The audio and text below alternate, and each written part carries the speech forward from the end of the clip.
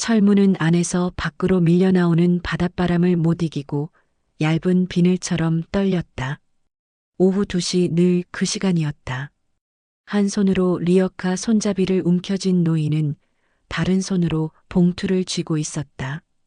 봉투는 얇았지만 안의 것은 묵직했다. 스테인리스 작업대 위로 떨어지는 칼빛이 번쩍일 때 그녀의 목소리는 파문처럼 퍼졌다. 연어, 28, 아니, 오늘은 24.8으로 부탁해요. 숫자는 이상할 만큼 정확했고 돈은 낯설 만큼 새 것이었다. 지폐의 잉크 냄새가 연어의 지방 향과 섞여 시장의 한 구석을 이상하게 따뜻하게 만들었다. 정태수는 칼을 살짝 멈추고 노인의 손가락을 보았다. 종이와 비닐을 오래 만진 사람의 손, 그런데 봉투에서 나오던 지폐만큼은 한 번도 쓰이지 않은 것 같았다. 그녀는 오늘도 정확히 오후 2시에 도착했다. 스티로폼 뚜껑이 열릴 때마다 주황빛 살결이 조용히 드러났다. 결 따라 누운 등줄기의 광택, 손끝에 걸리는 기름의 미세한 저항, 칼날이 지나가며 남기는 얇은 흰 선. 24.8 왜 굳이 그 무게인가? 정확한 시간, 정확한 숫자, 그리고 매일 현금. 리어카 바퀴가 바닥의 물기를 밀어냈다. 철문이 한번 흔들리고 빛이 칼끝에서 미끄러졌다. 누군가는 의심했고 누군가는 침묵했다. 그날 이후 시장의 시계는 오후 2시에 멈춰 서 있는 것처럼 보였다. 청남 포구시장은 늘 물기 많았다. 해가 떠도 바닥은 축축하고 바람이 불면 수조의 물결은 미세하게 흔들렸다. 정태수는 20회 넘게 이곳에서 손을 대었다.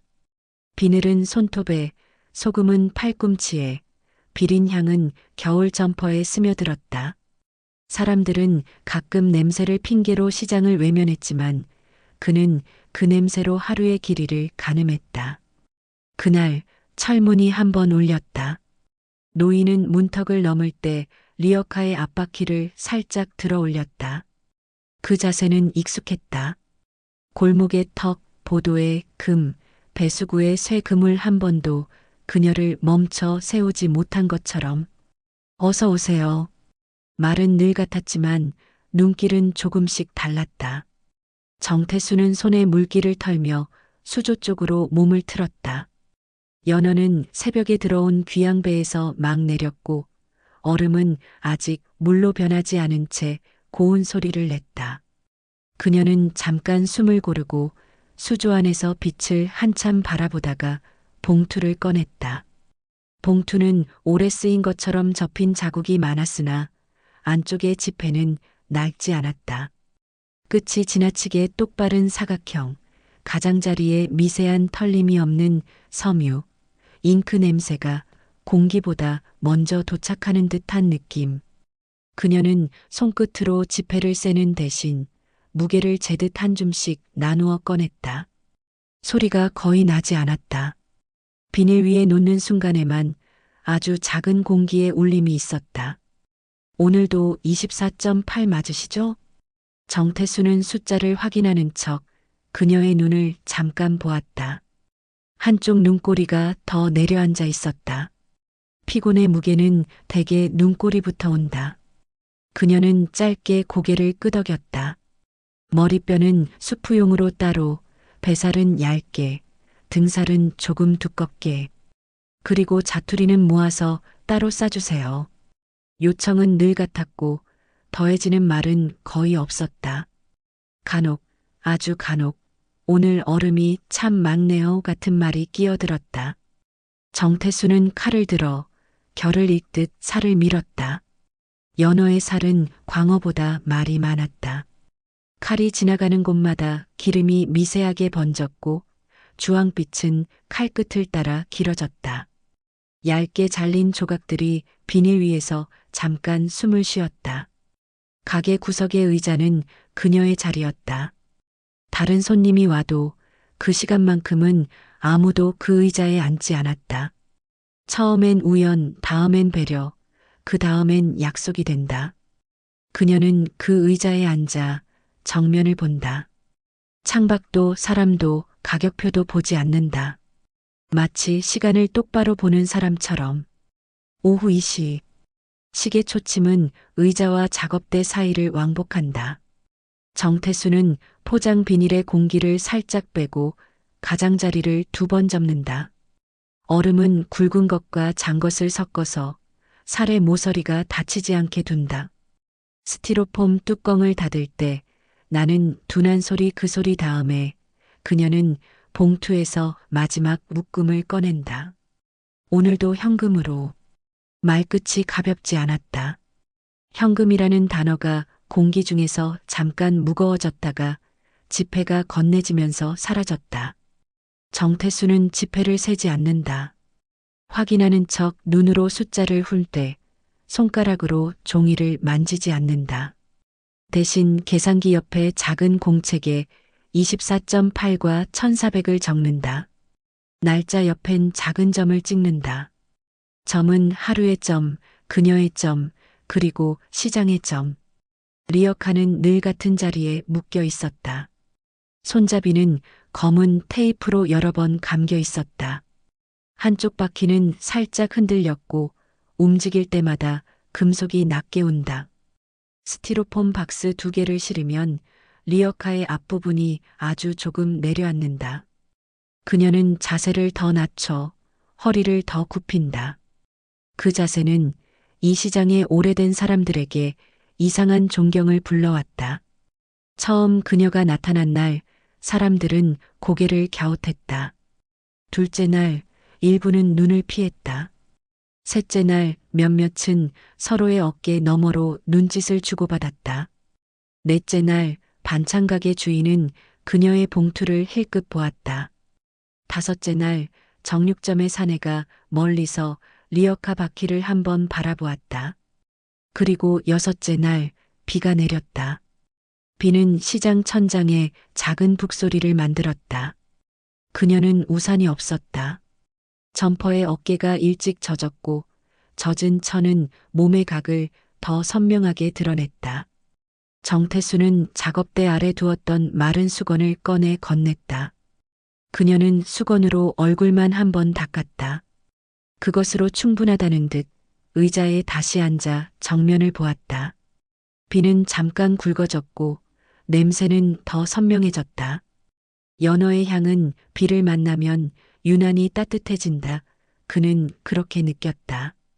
그녀는 시간을 잘게 쪼개 쓰는 사람 같았다. 오후 2시에 도착해 2시 30분 전에는 떠났다. 자투리를 모으는 건 2분, 돈을 꺼내는 건 10초, 포장을 기다리는 건 18분. 그 사이 그녀는 한 번도 휴대폰을 열지 않았다. 그러던 어느 날 한 번 휴대폰이 울렸다. 낡은 폴더폰은 예전 방송국에서 쓰던 빨간 불빛처럼 작게 반짝였다. 그녀는 놀라며 열었고 대답은 짧았다. 네, 네. 조금 있으면. 닫히는 딸깍 소리는 시장의 모든 소리를 잠깐 밀어냈다. 정태수는 포장 비닐을 더 빨리 접고 싶었지만 속도를 일정하게 유지했다. 급해 보이는 손에게는 일정한 속도의 물건을 건네는 게 낫다. 그는 오래전 배운 걸 기억했다. 그녀가 떠난 뒤 물자국이 길게 남았다.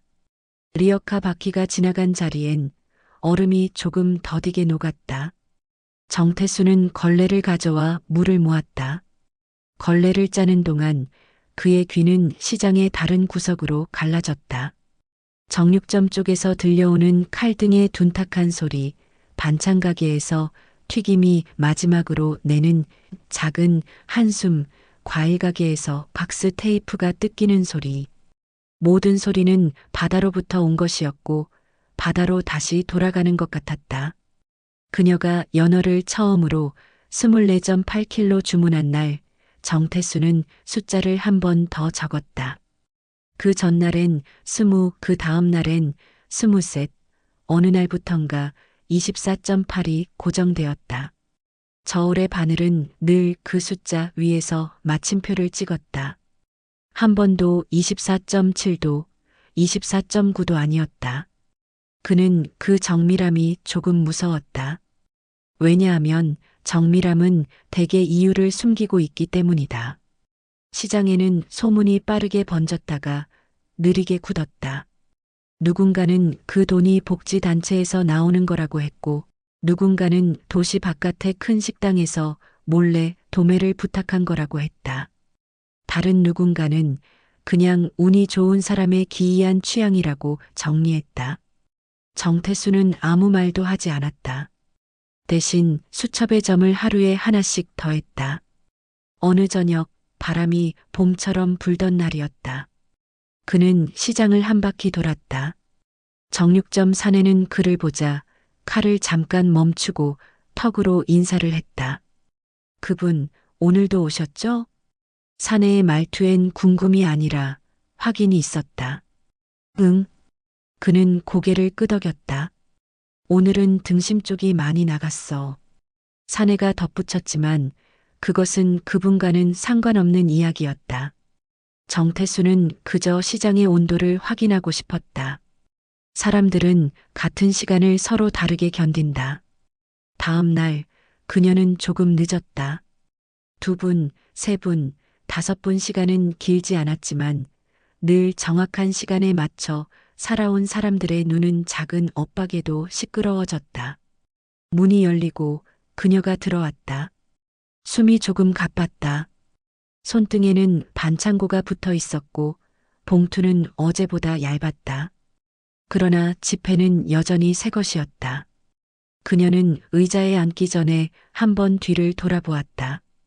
정태수는 그 방향을 눈으로만 따라가고 몸은 움직이지 않았다. 시장 문 밖엔 바깥 골목뿐이었다. 골목은 늘 하던 대로 아무것도 모르는 척 조용했다. 그날 밤 정태수는 집으로 돌아와 물끄러미 손을 보았다. 손가락 마디에 굳은 살은 더 단단해져 있었고 손등의 작은 상처는 소금물에 닿아 조금 더 오래 따가웠다. 식탁 위의 소금통은 낮에 본 얼음과 색이 비슷했다. 그는 수첩을 꺼내 24.8을 한 번 더 적었다. 그리고 옆에 아주 작은 글씨로 의자, 1400, 폴더폰, 다음 줄엔 자투리, 그 아래엔 얼음 크기 굵게 장계. 사소한 것들은 대개 중요한 것들의 가장자리에서 오래 버틴다. 그는 가장자리를 모았다. 청남 포구시장의 밤은 짧았다. 새벽엔 트럭이 들어왔고 얼음이 내렸고 계량기가 돌아갔다. 정태수는 새벽 공기를 한번 깊게 들이마시고 작업대의 칼을 천으로 닦았다. 스테인리스에 비친 자신의 얼굴은 늘 같은 사람 같았다. 그러나 그의 눈빛은 조금 달라져 있었다. 오후 2시가 가까워질수록 눈동자는 시계의 초침처럼 분주해졌다. 그는 알아채기 싫었지만 이미 그 시간은 하루의 중심이 되었다. 그녀는 여전히 정확히 이 시에 도착했다. 연어의 살결은 여전히 주황빛이었다. 지폐는 여전히 새 것이었다. 그리고 숫자는 여전히 24.8이었다.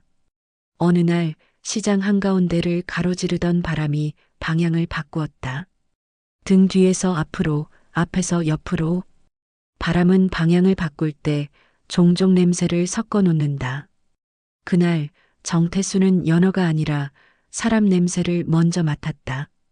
낯선 양복의 원단, 얇은 종이의 풀, 폴더폰에 오래된 플라스틱. 그는 칼을 잠깐 들었다가 다시 내려두었다. 그녀는 의자에 앉아 평소보다 한 번 더 깊게 숨을 들이마셨다.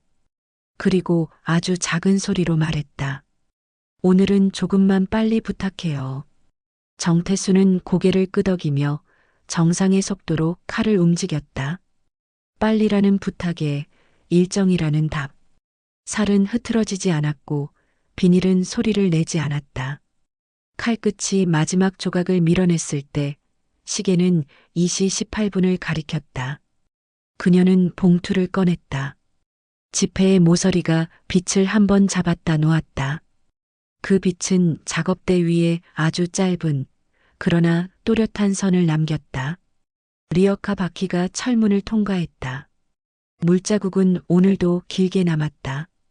정태수는 물걸레를 들고 그 자리를 천천히 훑었다.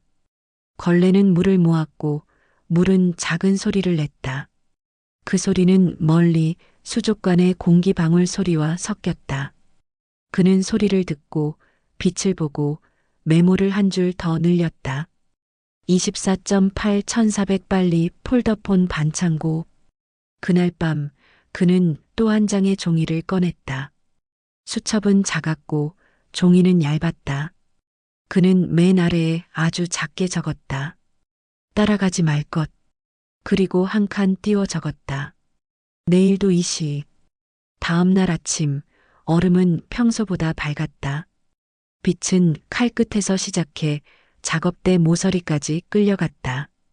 정태수는 준비를 마치고 시계를 보지 않으려 애썼다. 그러나 오후 1시 59분 시계는 저절로 시야 한가운데로 걸어 들어왔다.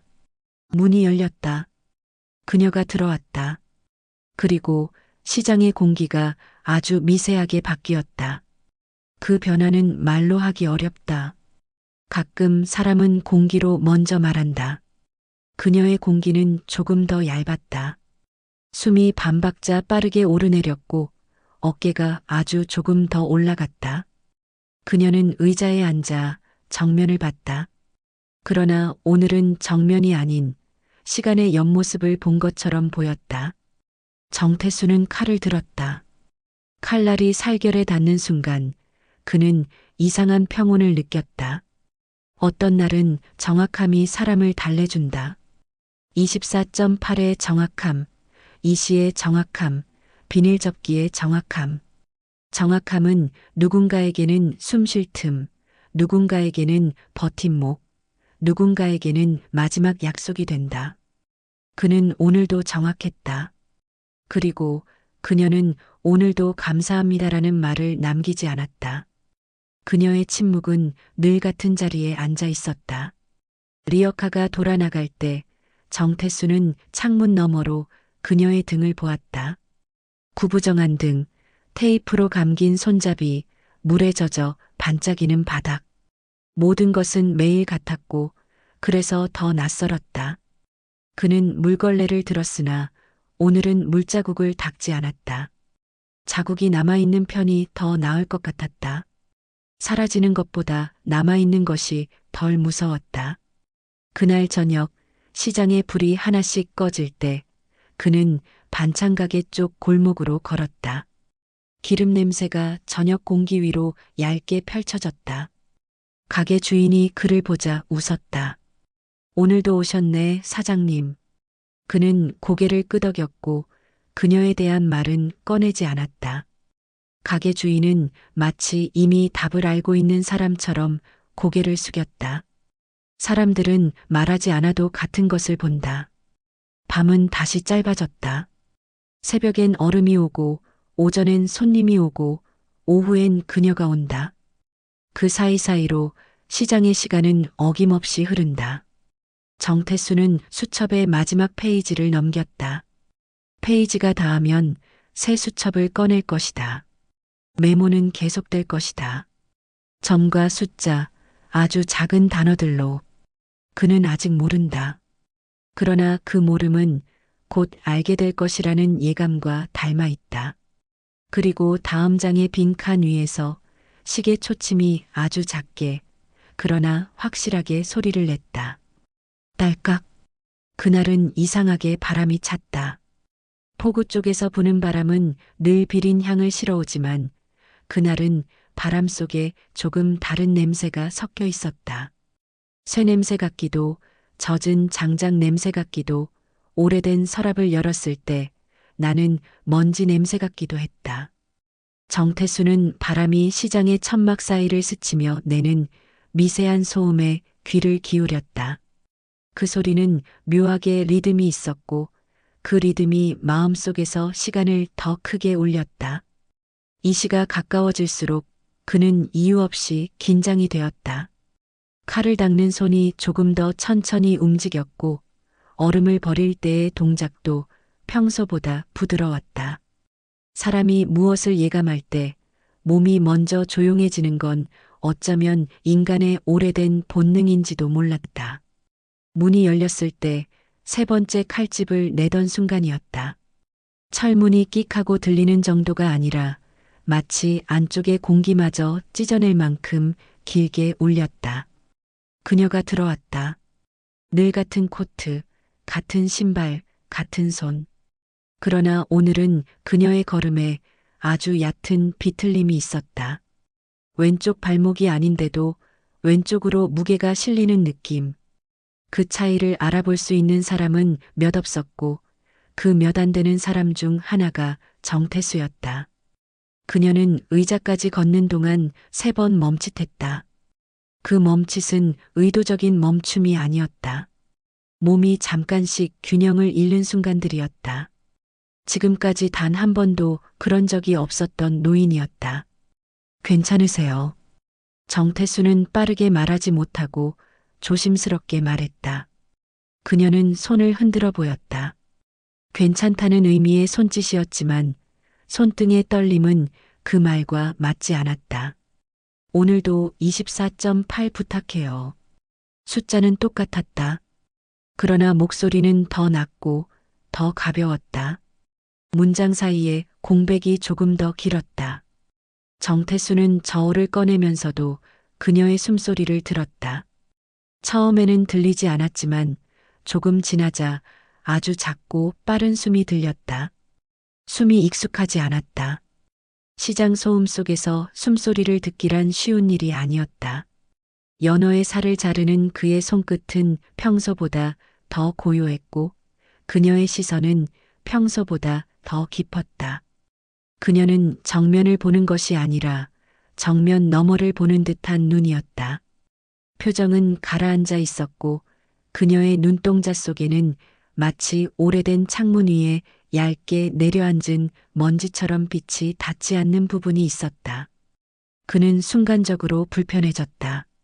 그 불편함은 그녀 때문이 아니라 그녀 뒤에 있을지도 모르는 어떤 것 때문이었다. 정태수가 포장을 마치고 스티로폼 박스를 건넸을 때 그녀의 두 손은 잠시 박스를 받지 못했다.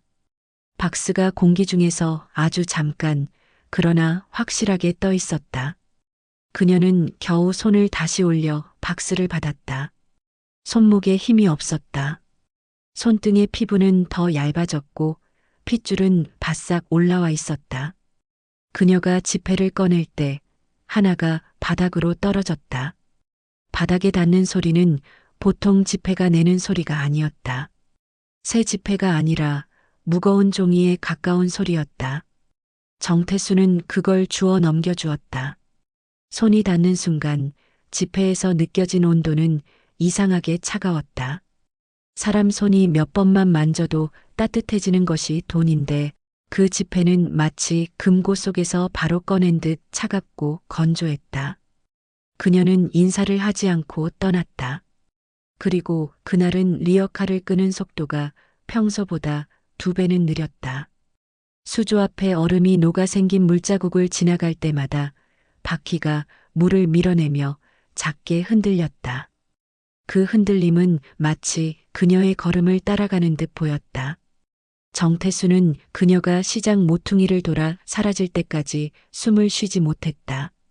시야에서 완전히 사라지고 나서야 숨을 크게 들이마셨다. 그 다음 순간 이상하게 마음이 깊게 가라앉았다. 그녀의 모습이 시간이 지나면 사라지는 것이 아니라 더 짙게 남을 것 같은 느낌이 들었다. 다음 날부터 정태수는 그녀의 발걸음이 도착할 시간 되면 손이 더 조심스러워졌다. 칼도 조심스럽게 놓고 얼음을 손으로 꼭 다져서 덜어냈다. 그는 자신이 왜 그러는지 몰랐지만 몸은 이미 그녀의 도착을 기다리고 있었다. 기다리는 것이 무서웠다. 기다려지는 것이 더 무서웠다. 21분. 그녀는 오지 않았다.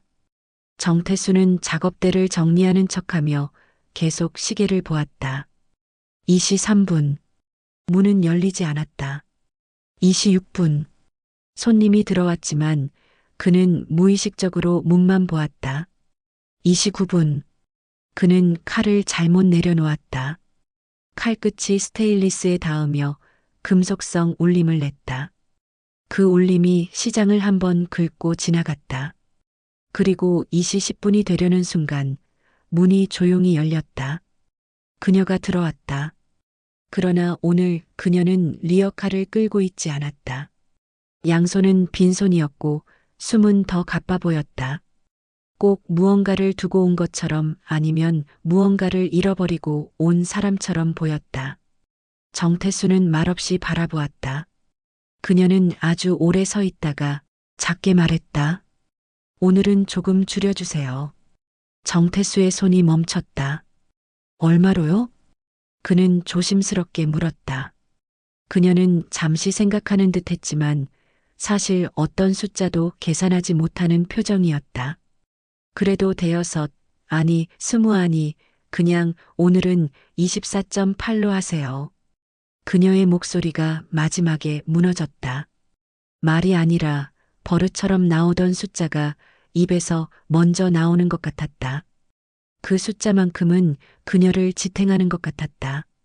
정태수는 아무 말 없이 고개를 끄덕였다.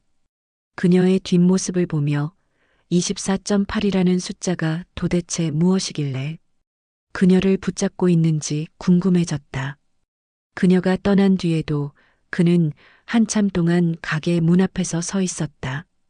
오늘은 물자국이 없다. 리어카가 없었기 때문이다. 그 빈자리에서 그는 자신이 처음으로 그녀에 대한 진짜 두려움을 느꼈다. 밤이 되었다. 그는 집에 돌아가지 못했다. 가게 불을 끄지 않은 채 스테인리스 작업대에 엎드려 있었다. 그녀의 흔들린 걸음, 떨어뜨린 지폐, 빈손, 바닥에 남지 않은 물자국. 이 모든 것이 그의 머릿속에서 얽혀 있었다. 그리고 결국 그는 하나의 결론에 도달했다. 더 이상 이렇게 지켜보기만 하면 언젠가는 그녀가 혹은 그녀 뒤에 있는 무언가가 돌아오지 않을 수도 있다. 그는 의자에 앉아 아주 천천히 결심했다. 내일 이 시, 그녀가 떠날 때 나는 그 뒤를 따라갈 것이다. 그는 처음으로 수첩에 주저없이 글자를 적었다. 이 시 이후 뒤를 따른다. 그 문장은 눌러 쓴 듯 깊었고 그 아래에 적힌 날짜는 정확했다. 그는 그 종이를 찢어내어 작업대 위에 올려두었다. 전등 불빛 아래 그 종이는 하루 종일 배춧잎처럼 말라 있었다. 밤은 조용했다. 그러나 그는 알았다. 내일은 조용하지 않을 것이라는 걸. 그리고 내일은 그녀의 연어 24.8kg가 어디로 향하는지 처음으로 알게 되는 날이 될 것이다. 창고 안 공기는 바깥보다 훨씬 따뜻했다. 햇빛은 거의 들지 않았지만 오래된 스탠드 조명 하나가 방의 한쪽을 은은하게 밝혀주고 있었다. 밝음보다는 어둠이 완전히 내려앉지 못하도록 잡아두는 정도의 빛. 그 빛 아래 아이들은 연어 조각을 천천히 먹고 있었다. 정태수는 문턱을 넘지 못한 채 한참을 서 있었다. 문이 열린 건 그녀였지만 문 안쪽으로 들어가는 건 그의 마음이 먼저였다. 그는 세상에서 가장 조용한 아픔을 본 사람처럼 걸음을 옮길 용기를 잃고 있었다. 사장님, 그녀가 조용히 말했다. 그녀가 처음으로 그의 이름 아닌 호칭을 불렀다. 그 목소리는 바람보다 가벼웠고 그러나 정태수의 몸을 한꺼번에 끌어당겼다. 그녀는 천천히 손짓하며 말했다. 들어오세요. 그는 신발도 제대로 닦지 못한 채 문턱을 살짝 넘었다. 창고 안은 예상과 완전히 달랐다. 폐허가 아니라 누군가 버틸 수 있게 만들어 놓은 임시의 집이었다. 낡은 매트 몇 개가 이어 붙여져 있었고 판자 위에 얇은 이불이 놓여 있었다. 어린아이의 낡은 양말이 구석에서 말라 있었고 책이 몇 권, 종이 뭉치가 몇 개, 싸구려 플라스틱 컵이 2개, 금간 스테인리스 그릇이 3개. 그리고 그 한가운데 작은 밥솥 하나가 놓여 있었다. 그 밥솥이 이 방의 난로 같았다. 이 방의 심장 같았다. 이 방의 유일한 집의 냄새를 만드는 기계 같았다. 정태수는 숨을 들이마셨다. 연어 냄새, 밥 냄새, 옷 냄새, 빨래 냄새, 그리고 아주 희미한 눈물 냄새. 아이들이 울고 말리고 울음을 삼키고 다시 울던 시간들이 여기서 쌓여 굳은 것 같은 냄새. 그녀는 상 앞에 무릎을 꿇고 아이들에게 밥을 더 퍼주었다. 손은 떨렸지만 밥알은 거의 흘리지 않았다. 정태수는 그 모습을 보며 느꼈다. 이곳에서만큼은 그녀의 손은 할머니의 손이었다. 시장에서 보던 흔들림보다 훨씬 안정된 따뜻함이었다. 아이들 중 가장 어린 아이가 조심스럽게 그녀의 소매를 잡았다. 할머니, 오늘도 고기 있어요? 그녀는 부드럽게 웃었다. 응, 오늘도 있어. 오늘은 조금 특별하게.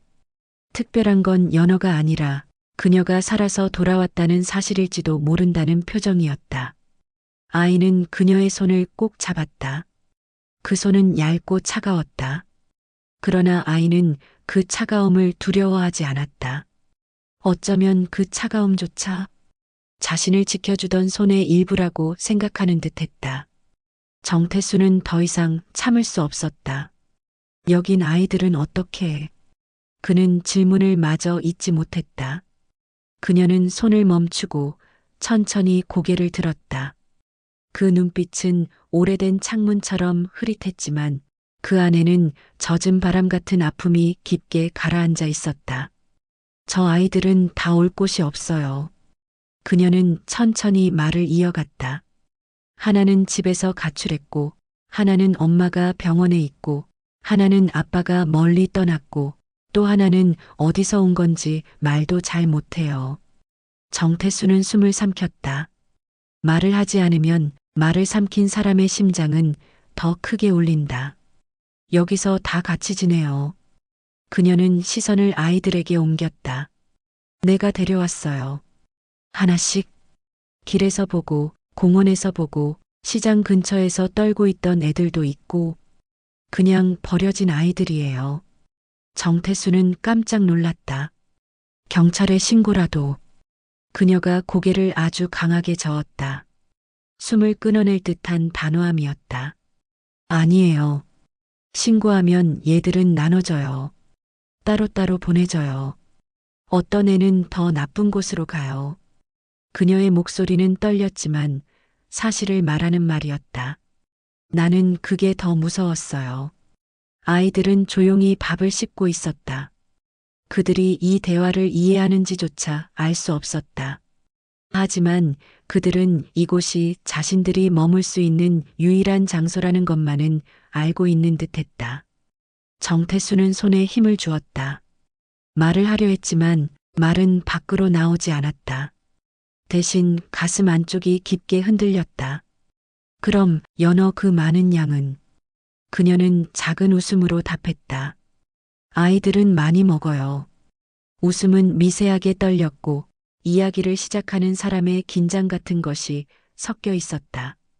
그런데 편의점 음식만 먹으면 애들이 기운이 없어요. 고기도 생선도 뭔가 제대로 된 걸 먹여야 해요. 그녀는 손을 내려다보았다. 그 손은 얇고 반쯤 굽어 있고 피곤이 새겨져 있었다. 나는 뭐든 잘 못해요. 하지만 음식 하나는 내가 해줄 수 있잖아요. 그녀의 말은 울음처럼 떨어졌고 숨처럼 묽었다. 아이들이 배고파하는 건 못 보겠어요. 그게 제일 싫어요. 내가 누구 하나 제대로 지켜준 적이 없어서. 정태수는 그 마지막 문장에서 묘한 진실의 조각을 느꼈다. 세상에서 가장 가벼운 말인데 가장 무거운 말이었다. 누군가에게 내가 처음으로 뭔가 해주고 싶었어요. 그녀는 아이들의 등을 천천히 쓰다듬었다. 손끝은 아팠다. 그러나 그 손은 아이들에게 살아있는 온기였다. 얘들은 잃으면 안 돼요. 그녀는 마지막으로 덧붙였다. 나는 한 번 잃어봤으니까. 그 말은 방한 공기를 한 번에 쉽게 자르는 칼날 같았다. 정태수는 순간 이 모든 것의 뿌리가 그녀의 과거에 있다는 걸 알았다. 그녀가 잃은 것, 그녀가 지켜내지 못한 것, 그리고 그 뒤에 남겨진 마음. 그 마음이 이 아이들을 이 작은 창고로 불러 모으고 있었다. 그녀는 누군가를 다시 잃지 않기 위해 매일 24.8kg의 연어를 혼자 끌고 오고 있었다. 그리고 그 무게는 단지 음식의 무게가 아니었다. 그건 그녀가 견디고 살아내고 붙잡아온 죄책감의 무게, 사랑의 무게, 삶의 마지막 목적의 무게였다. 창고는 조용했고 아이들은 밥을 다 먹고 조용히 숟가락을 내려놓았다. 그녀는 아이들 하나하나의 얼굴을 쓰다듬었다. 정태수는 그 장면을 보면서 마음 한쪽이 천천히 무너지는 걸 느꼈다. 그는 깨달았다. 이곳은 숨기려 만든 장소가 아니라 지키기 위해 만든 장소였다. 그리고 그녀의 하루는 모두 이 24.8kg를 중심으로 움직이고 있었다. 그는 숨을 깊게 들이마시며 이제 한 가지를 더 이해했다. 오늘부터 이 방의 무게는 그녀 혼자가 아니라 그의 몫도 될 것이라는 사실을. 방 안 공기는 조금씩 가라앉았다. 밥 냄새도 연어 냄새도 아이들 특유의 따뜻한 체온도 모두 뒤섞여 마치 오래전부터 이곳에 있었던 듯한 하나의 향으로 변해 있었다. 정태수는 그 향이 익숙하지 않으면서도 어딘가 깊숙한 곳을 건드리는 느낌을 지울 수 없었다. 아이들이 밥을 먹는 동안 그녀는 잠시 벽을 향해 앉아 조용히 숨을 눌렀다. 벽에는 오래전에 누가 붙였는지도 모를 달력이 반쯤 찢어진 채 걸려 있었고 날짜는 몇 해 전에서 멈춰 있었다. 시계도 없고 창문 틈도 신문지로 막혀 있어 바깥 시간이 이 방으로 들어오지 않았다. 그녀는 이 방 안에서만 시간이 늦게 흐르는 사람 같았다. 정태수는 조용히 물었다. 어르신, 언제부터 이 아이들을? 그녀는 대답하지 않았다. 대답 대신 손등으로 매트 자리를 천천히 쓸어내렸다. 마치 오래된 기억을 밖으로 불러내듯. 이 방 원래는 저 혼자 썼어요. 그녀는 천천히 오래 묵혀둔 사람처럼 말을 꺼냈다. 여기서 저는 거의 매일 앉아서 누군가 오기를 기다렸어요. 그녀는 눈을 감았다. 눈꺼풀 아래로 아주 오래된 얼굴 하나가 떠오르는 것처럼. 아들 이야기를 해야겠네요. 그녀의 목소리는 아주 작았지만 방 안의 모든 소리가 그 목소리를 향해 멈춘 듯 했다. 정태수는 숨을 죽였다. 제 아들은 바다에서 일했어요. 그녀는 바다를 말할 때 바람 냄새부터 떠올리는 사람의 표정이었다. 여기서 멀지 않은 곳에서 어릴 때부터 고기 잡는 걸 좋아했고 물 만지면 늘 웃었어요. 그녀의 손끝이 떨렸다. 그 떨림은 추위 때문이 아니라 기억의 무게 때문이었다. 바다에서 돌아오던 날이었어요. 새벽이었고 아들은 연어를 아주 크게 한 마리 잡았다고, 그걸 저한테 해드린다고. 그녀는 말끝을 잇지 못하고 숨이 한번 크게 흔들렸다. 그런데 그날 바람이 너무 셌어요. 아이들은 조용히 그녀를 바라봤다. 그들도 할머니의 이야기를 처음 듣는 듯했다. 배가 뒤집혔어요. 그녀는 손으로 가슴을 찔러 넣듯 움켜쥐었다. 아들이 끝까지 연어 상자를 놓지 않았대요. 그녀는 그 사실이 아직도 믿기지 않는다는 듯 허공을 바라보았다. 사람들이 그러더라고요. 아들이 마지막까지 24kg짜리 큰 연어를 꼭 엄마한테 가져가야 한다고. 그녀는 목소리를 잃은 듯 한참 말이 없었다. 그게 제 아들이 마지막으로 남긴 말이었대요. 정태수의 가슴이 천천히 내려앉았다. 바람 한 점 없는 공간인데도 어디선가 깊숙한 쪽에서 바람이 스미는 것 같았다. 그녀는 다시 입을 열었다. 아들이 약속했어요. 다음엔 24kg보다 조금 더 큰 연어를 25kg짜리로 엄마한테 사줄 거라고. 그녀는 손끝으로 눈가를 눌렀다. 그런데 그 약속을 못 지켰어요. 방 안의 공기가 멈춘 듯 했다. 정태수는 조심스럽게 물었다. 그래서 24.8입니까? 그녀는 고개를 살짝 끄덕였다. 25는 아들이 하려던 약속 그대로라. 제가 감히 그걸 할 순 없었어요. 그녀는 두 손을 겹쳐 잡았다. 손등에 파란 핏줄이 묵묵히 솟아올라 있었다. 그래서 25kg에서 조금만, 미안하지 않을 만큼만, 제가 할 수 있는 만큼만 줄였어요. 그녀는 다시 한번 고개를 떨궜다. 그게 24.8이에요. 아이들은 그 숫자를 이해하지 못했지만 그녀의 눈물을 이해하는 듯 각자 조용히 그녀 쪽으로 몸을 기울였다. 정태수는 그 말을 들으며 머리부터 가슴까지 천천히 무너지는 느낌을 받았다. 숫자 24.8은 습관도 기계적인 행동도 강박도 아니었다. 그건 아들이 마지막으로 하려던 약속에 자신이 더 이상 상처 주지 않기 위해 살아있는 사람이 일부러 남겨놓은 작은 여백이었다. 그리고 매일 24.8kg의 연어를 싣고 오는 것은 그녀가 아들에게 나는 아직 여기 있어. 내 약속을 기억하고 있어.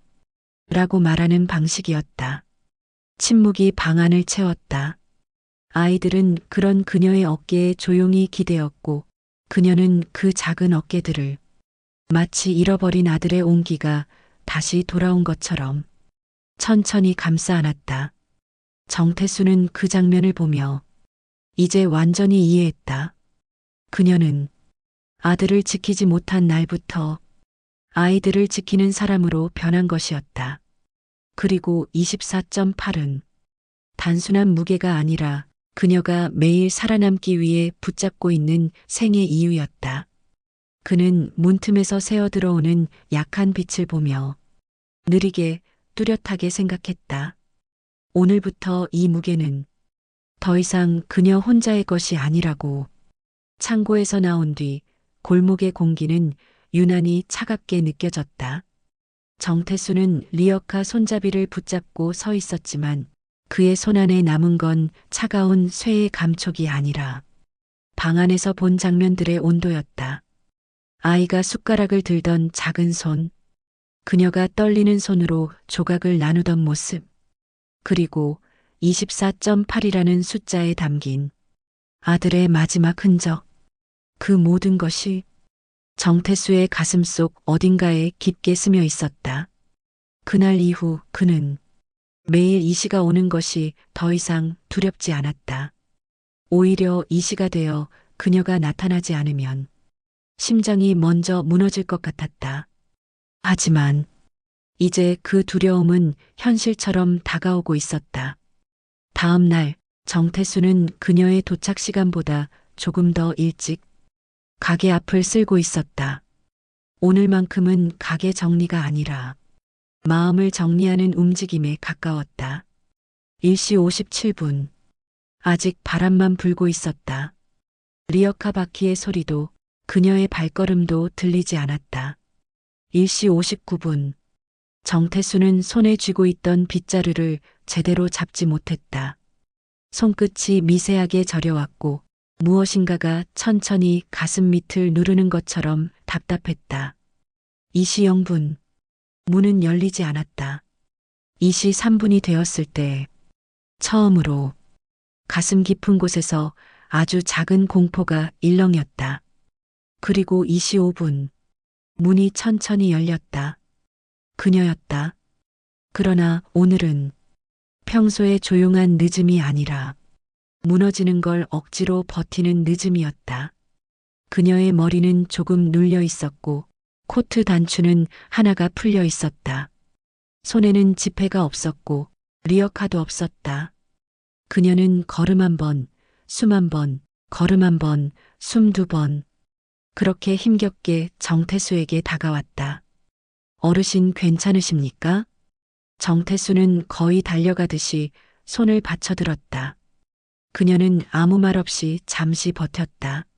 하지만 버티던 무릎이 갑자기 힘을 잃었다. 정태수는 몸을 지탱해 그녀를 의자에 앉혔다. 그녀의 손은 얼음보다 차가웠다. 손끝은 이전보다 더 파랬고 숨소리는 마취 속에서 누가 가느다란 종이 한 장을 흔들고 있는 듯 불규칙하게 떨렸다.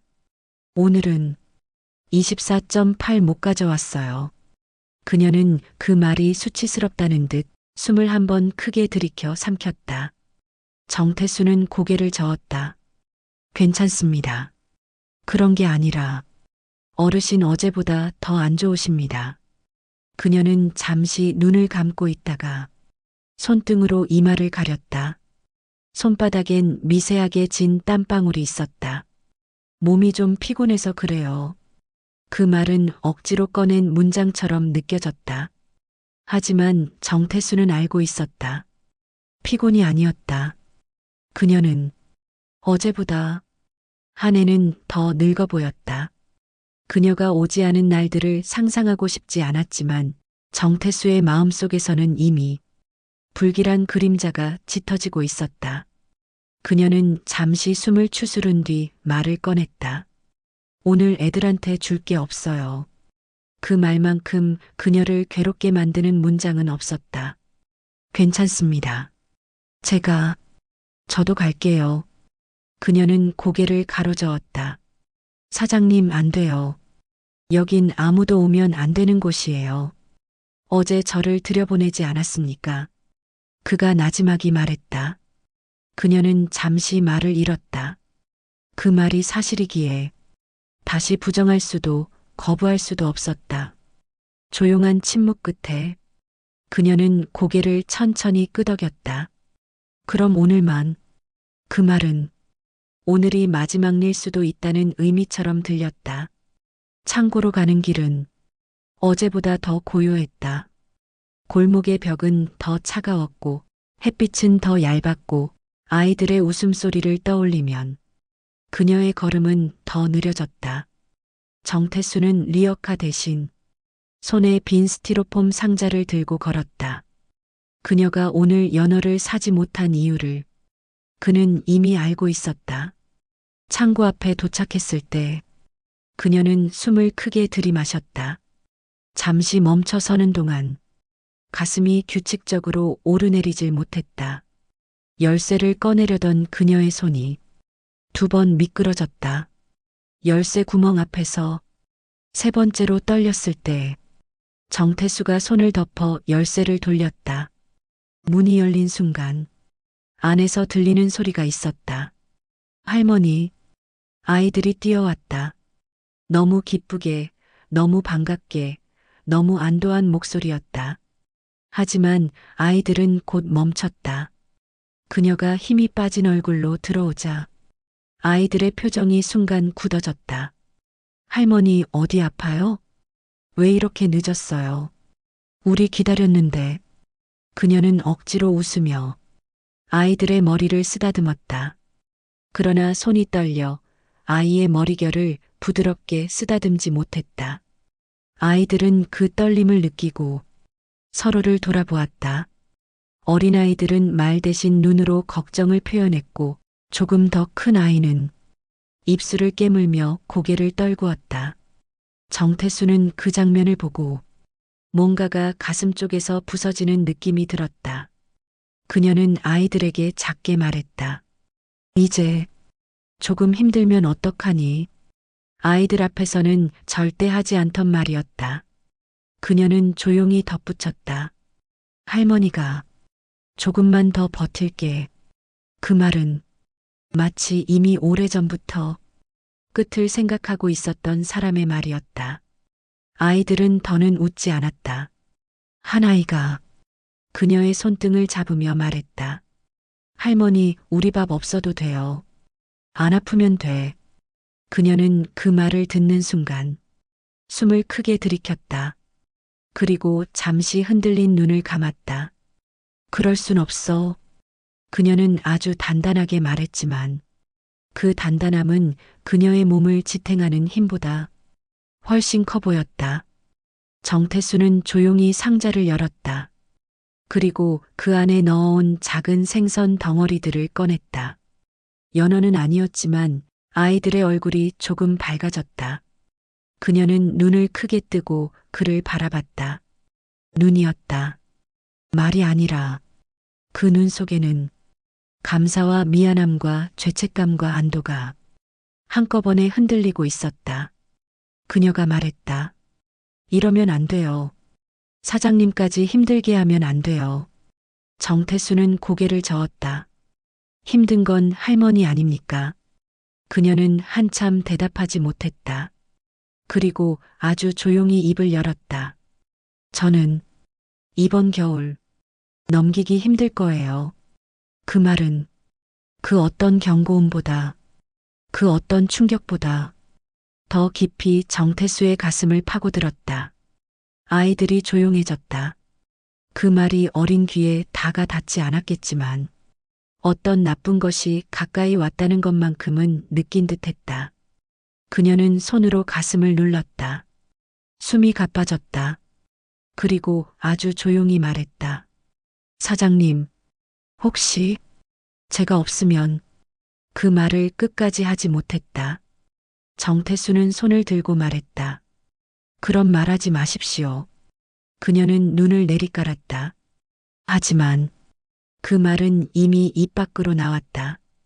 그녀는 알고 있었다. 정태수도 알고 있었다. 곧 무언가가 온다. 그 무언가가 오면 24.8은 더 이상 유지되지 못하고 이 방의 시간도 흐름을 바꿀 것이다. 그리고 이 방에 남겨진 아이들은 누군가에게 맡겨져야 한다. 그녀는 흔들리는 목소리로 말했다. 사장님, 혹시 얘들 맡아줄 수 있어요? 그 말은 연어의 무게보다 아들의 기억보다 창고의 모든 냄새보다 더 무거웠다. 정태수는 숨을 들이쉬고 천천히 고개를 들었다. 대답은 아직 내릴 수 없었지만 그의 마음은 이미 어디로 향하고 있었는지 알고 있었다. 그녀의 마지막 힘이 빠져나가는 기척이 조용한 방 안을 울리고 있었다. 창고에서 돌아오는 길, 정태수는 스티로폼 상자를 들고도 단 한 번도 무게를 느끼지 못했다. 손이 저린 것도 어깨가 뻐근한 것도 아니었다. 그저 마음속에서 무엇인가가 조용히 가라앉아가는 느낌뿐이었다. 할머니의 마지막 부탁처럼 들렸던 말. 혹시 얘들 맡아줄 수 있어요? 그 말이 그의 골격 안쪽에 들어와 자리를 잡는 듯 무겁게 눌렀다. 그녀가 돌아간 뒤 창고 문 앞에 서 있던 아이 하나가 작게 인사하며 말했다. 내일 또 와요? 할머니 괜찮아요? 정태수는 아무 말도 할 수 없었다. 그 질문이 너무 무거워. 입을 열면 무너지듯 울 것만 같았다. 가게로 돌아온 그는 조용히 문을 열고 들어갔다. 조용한 오후 시간이었지만 그의 마음은 어딘가 달라져 있었다. 바로 그때였다. 옆 반찬 가게의 이모가 문틈으로 얼굴을 들이밀었다. 아이고, 정 사장, 요 며칠 왜 그 할머니 계속 챙겨줘? 둘이 어디 가는 것도 봤는데. 정태수는 말문이 막혔다. 아니, 그냥 좀 걱정돼서요. 걱정? 혼자 사는 할머니가 저렇게 큰 돈을 쓰는데 우린 다 의심되지. 근데 오늘은 리어카도 안 끌고 왔더라. 사장님이랑 같이 나가고 수상하더라니까. 그녀는 무심코 던진 말이었지만 정태수의 심장을 두드리기엔 충분했다. 그냥 아픈 것 같아서요. 그는 짧게만 말했다. 그러자 아주머니는 눈을 좁혔다. 아픈데 왜 매일 그렇게 많이 사가? 그 돈 누가 주는지도 수상하고. 사장님은 그거 안 무서워? 무섭지 않습니다. 정태수는 단단하게 잘라 말했다. 그러나 단호함의 뒤에는 말하지 못할 진실이 너무 많았다. 아들 24.8, 아이들, 그리고 할머니의 망가져가는 숨. 이 모든 걸 말할 수는 없었다. 그래요. 뭐 사장님이 알아서 하겠지만. 아주머니는 잠시 뜸을 들였다. 요즘 시장 사람들이 조금 이상하게 보더라고. 사장님이 그 할머니 뒤 봐주는 거 아니냐고. 그 말에 정태수의 손끝이 잠시 굳었다. 뒤 봐준다뇨? 돈 세탁이니 뭐니? 사람들은 별말 다 해. 원래 그 할머니 폐지 주워 살았잖아. 근데 갑자기 쓴 돈이 얼마야? 다들 소문 돌지. 정태수는 아무 말도 하지 않았다. 아주머니는 한숨을 쉬며 돌아갔다. 문이 닫히는 순간 정태수의 마음속에서 무언가가 딱하고 금이 갔다. 이제 할머니만이 위태로운 게 아니었다. 그녀를 돕는다는 사실 자체가 이미 그의 삶에도 그림자를 드리우고 있었다. 그날 밤 가게를 마감하려는 찰나 전화가 울렸다. 등록되지 않은 번호. 받을까? 말까? 잠시 망설이다가 결국 통화 버튼을 눌렀다. 정태수 사장님이시죠? 낯선 목소리, 낮은 음색. 네. 누구십니까? 할머니와 함께 계셨지요. 순간 그의 어깨가 굳어졌다. 누구십니까? 오늘도 그분 도와줬다고 들었습니다. 정태수는 숨을 들이쉬었다. 그 말투는 감사도 정중함도 아닌 그저 밋밋한 중립의 목소리였지만 왠지 모르게 불편했다. 왜 연락하신 겁니까? 상대는 약간의 침묵 후 말했다. 할머니는 요즘 건강이 많이 안 좋아요. 혼자 다니는 게 힘들 텐데 사장님이 계속 챙겨주셨다고 해서요. 누굽니까? 그분과 어떤 사이냐고 묻고 있습니다. 상대는 웃지도 않았고 화내지도 않았다. 그저 기계적으로 말했다. 우린 할머니가 필요로 할 때만 돕는 사람들입니다. 그 말이 떨어진 순간 등골이 서늘해지는 감각이 정태수를 스쳤다. 할머니가 필요로 할 때 그는 처음으로 목소리에 날이 섰다. 그러면 오늘은 왜 안 왔습니까? 그분이 쓰러질 뻔한 것도 모르지 않았습니까? 상대의 숨소리가 잠시 멈추더니 아주 낮고 느린 말이 이어졌다. 그분은 자기 일을 남에게 보여주는 걸 좋아하지 않는 분입니다. 이름도 직업도 말 못하는 사람이 무슨 도움을 줬다 합니까? 상대는 짧게 말했다. 사장님, 너무 깊이 관여하지 마세요. 정태수의 손이 떨렸다.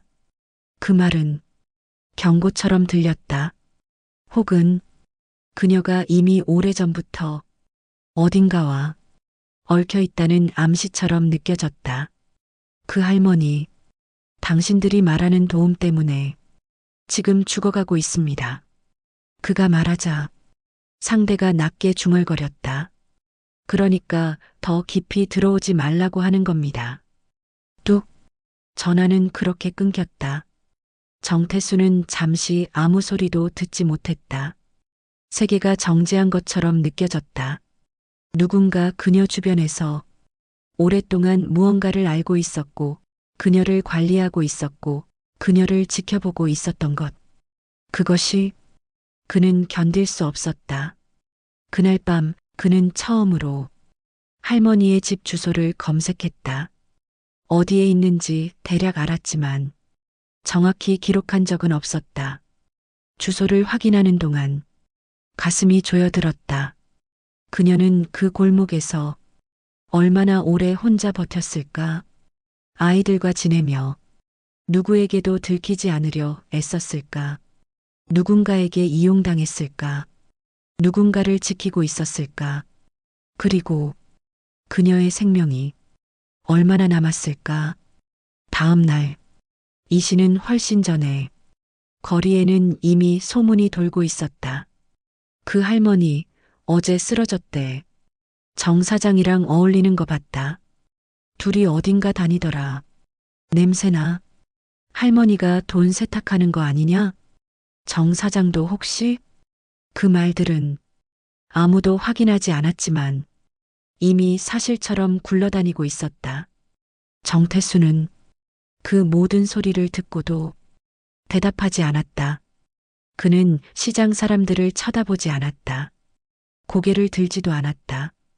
오후 2시가 가까워오자 심장이 조용히 뛰었고 정태수는 문 앞에서 그녀의 걸음을 기다렸다.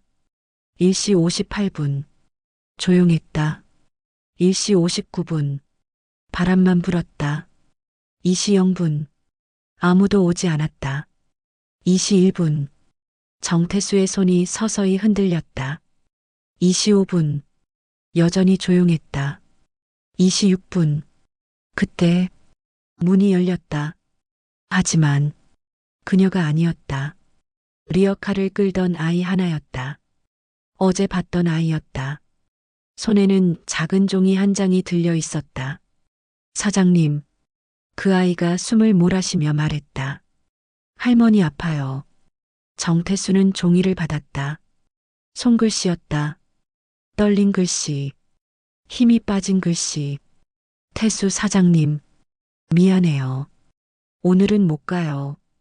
혹시 되면 와주세요. 창고 문은 열어둘게요. 아이들 부탁해요.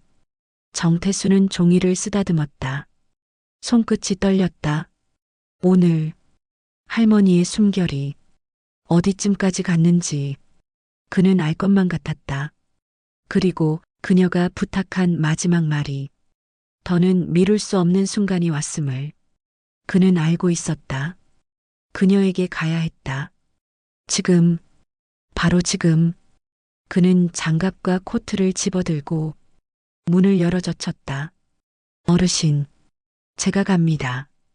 그의 걸음은 어제보다, 오늘보다 더 무겁고 더 빠르고 더 절박했다. 창고 문이 열려 있는 곳까지 그는 뛰어갔다. 그 문 너머에서 오늘은 어떤 냄새가 날까? 이 냄새가 마지막이 아닐까? 그녀는 여전히 숨을 쉬고 있을까? 그는 그 모든 두려움과 함께 창고로 향했다. 그리고 그 문을 열었을 때 그곳에는 그가 예상하지 못했던 풍경이 그를 기다리고 있었다. 창고 문을 밀어 열자 정태수는 바로 한 발을 내딛지 못했다. 안쪽 공기가 어제와 달랐다. 연어 냄새도 밤 냄새도 습한 이불 냄새도 아니었다. 오늘은 약 냄새가 났다. 희미한 약품 냄새, 그리고 숨을 누군가 억지로 참다 터뜨린 듯한 불안한 공기. 아이들은 방 한쪽에 모여 있었다. 어제보다 더 조용했고 더 불안한 눈빛이었다. 작은 아이 하나가 그의 옷자락을 잡았다. 사장님, 할머니 계속 자요. 정태수는 급히 방 끝으로 시선을 돌렸다. 거기 그녀가 누워 있었다. 이불을 두 겹이나 덮었지만 그녀의 어깨는 계속 떨리고 있었다. 눈은 감겨 있었고 입술은 말라 있었다. 숨은 너무 얇아서 가까이 가지 않으면 들리지 않을 정도였다. 그녀가 오늘은 정말로 위태로웠다. 정태수는 곧바로 무릎을 꿇었다. 그녀의 손등은 얼음처럼 차가웠고 맥박은 얇게 끊어질 듯 이어졌다. 어르신, 저 왔습니다. 그는 최대한 평온한 목소리로 말했지만 자신의 목소리조차 떨리고 있었다. 그녀는 눈을 뜨지 못한 채 입술만 아주 작은 소리로 움직였다. 왔어요?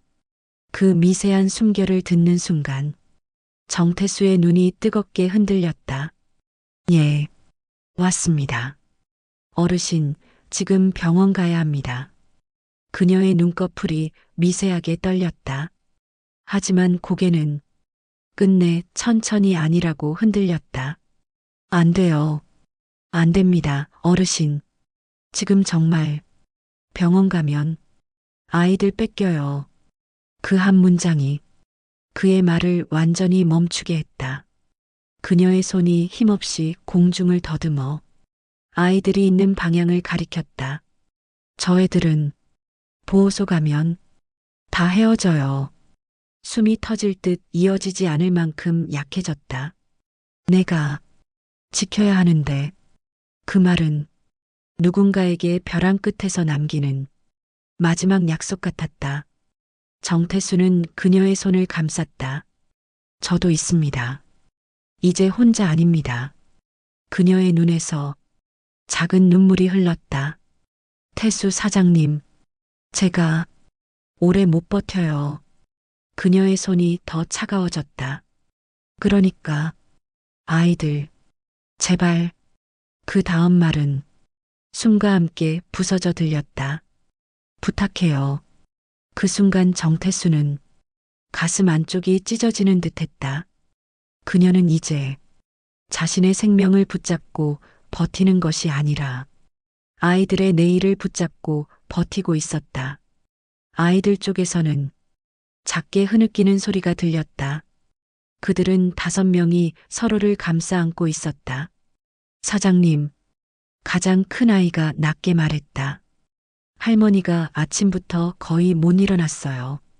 움직이려고 했는데 계속 넘어지고, 그래서 우리가 종이에 써서. 그 아이는 손을 꼭 쥐었다. 우린 할머니 없으면 어떻게 돼요? 그 질문은 어른이 감당하기엔 너무 크고 아이들이 감당하기엔 너무 잔인했다. 그는 답할 수 없었다.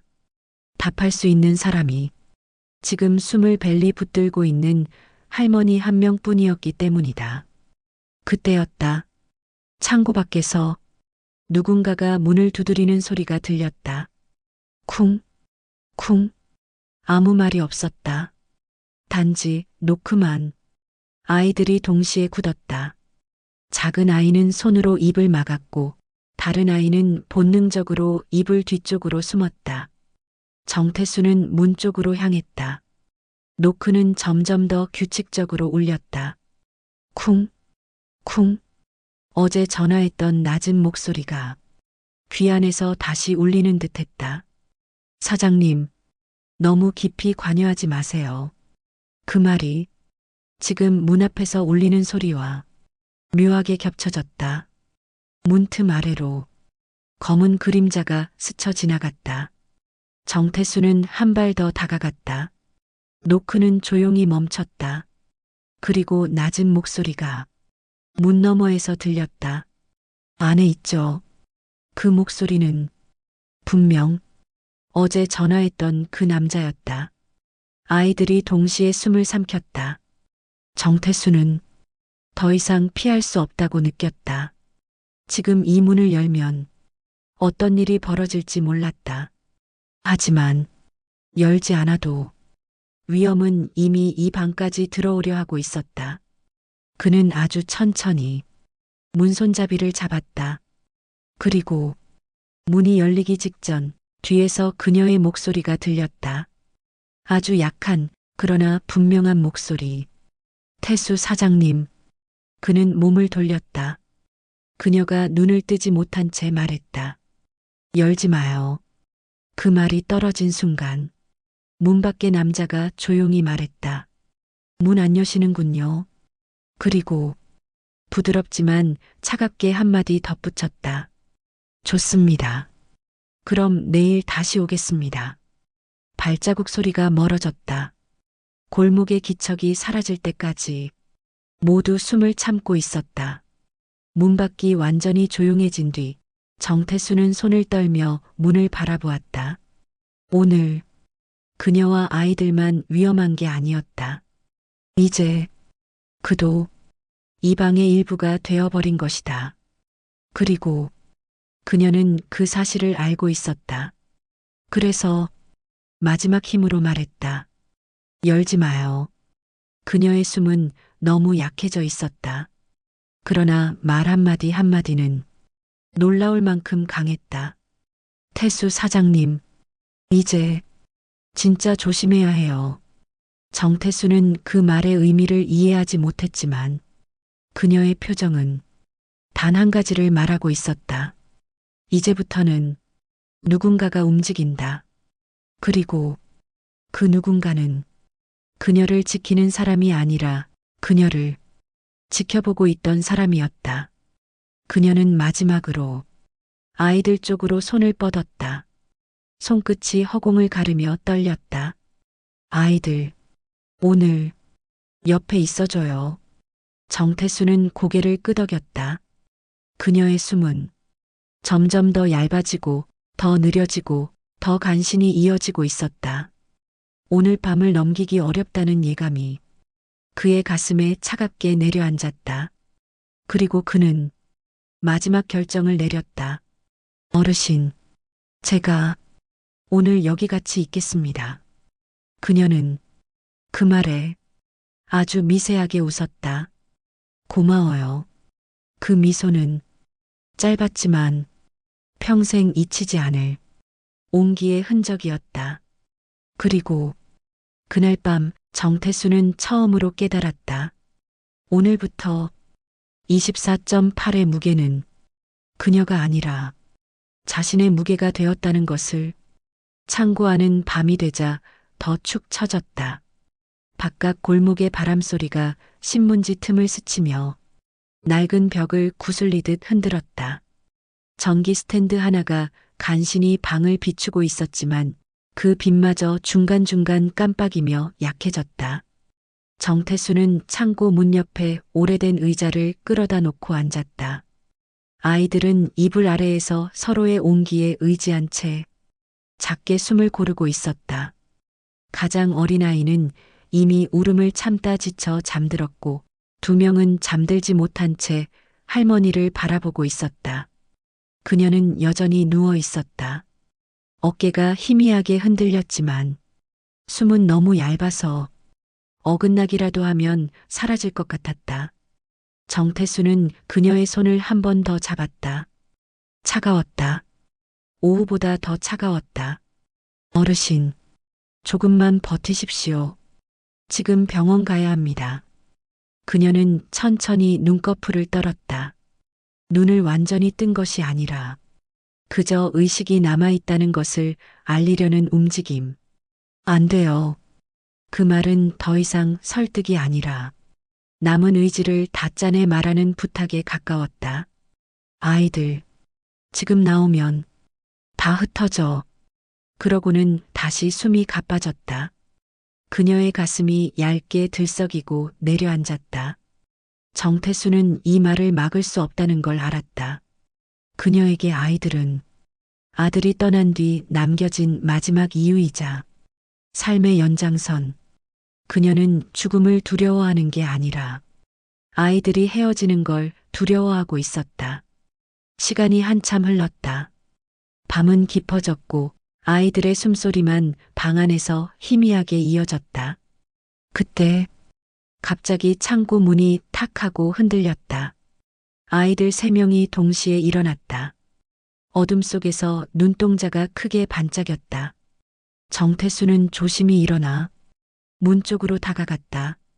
문 아래 틈으로 누군가의 그림자가 스쳤다. 쿵, 쿵. 노크도 아니고 두드림도 아니라 확인하는 소리였다. 정태수는 문 손잡이를 꽉 쥐었다. 문틈 밖에서 낮은 목소리가 들렸다. 안에 있군요. 그 목소리는 낮고 일정했다. 마치 감정이 없는 사람처럼. 어제 전화했던 남자였다. 정태수는 숨을 참았다. 아이들은 이불 속에서 벌벌 떨고 있었다. 문은 왜 잠겼습니까? 남자의 말투는 무심했고 그 무심함이 오히려 더 소름 끼쳤다. 정태수는 대답하지 않았다. 남자는 잠시 침묵했다. 그리고 천천히 말했다. 여기에서 애들이 나온다고 들었습니다. 그 말에 정태수의 등골이 오싹하게 굳었다. 누군가가 이미 아이들이 이곳에 있다는 걸 알고 있다는 뜻이었다. 아주 오래전부터 지켜보고 있었다는 뜻이기도 했다. 정태수는 노크에 대고 말했다. 누구죠? 누구길래 이 시간에 여길 기웃거립니까? 남자는 숨을 들이쉬었다. 그리고 아주 작은 소리로 대답했다. 그분의 오래된 지인입니다. 지인이라면서 왜 낮에는 안 오고 밤에 몰래 오는 겁니까? 짧은 침묵. 그 침묵이 더 위험했다. 사장님, 제가 말했지요. 그분 일에 깊이 관여하지 말라고. 정태수는 더 참지 않았다. 목소리에 처음으로 분노가 실렸다. 그분이 지금 죽어가고 있습니다. 남자는 잠시 말을 잃었다. 그러나 곧 담담하게 말했다. 그건 이미 오래전부터 예정되지 않았습니까?